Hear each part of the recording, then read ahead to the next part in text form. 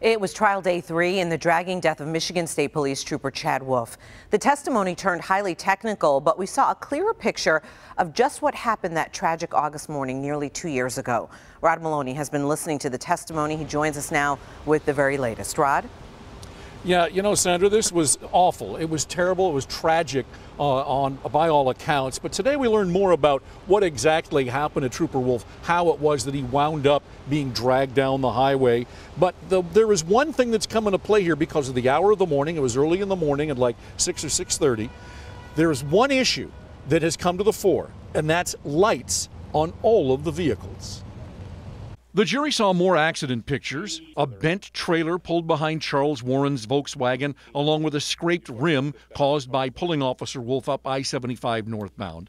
Michigan State Police accident reconstructionist Sergeant Chad LIDSTROM testified Wolf's trailer didn't have lights.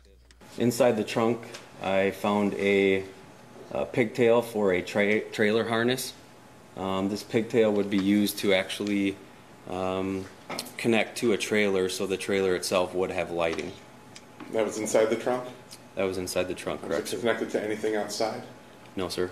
The jury then learned Trooper Wolf's motorcycle hit Warren's trailer on the right-hand side. The officer flipped onto and over the trailer, his motorcycle ending up on the roadside. The trooper's leather jacket was supposed to protect. His left shoulder got entangled with the longitudinal forward-facing bolt, and that's ultimately how he was dragged the duration of the 3.8 miles. On cross-examination, Trooper Wolf's motorcycle lights became an issue.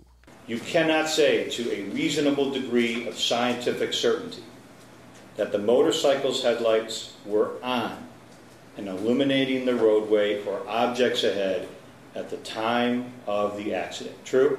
Correct. The point being there, the defense is saying this was a tragic accident, that Mr. Warren didn't see the officer and it was just a sad accident.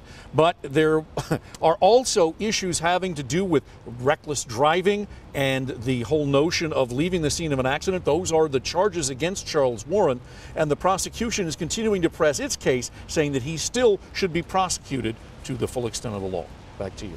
And Rod, at this point, has there been any testimony about how the whole incident even got started?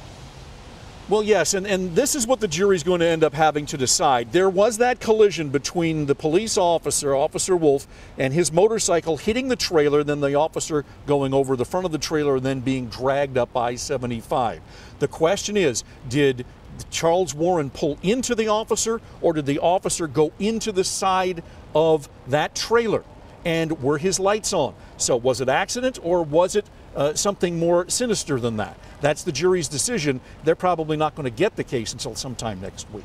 All right, remains to be seen. Thank you, Rod.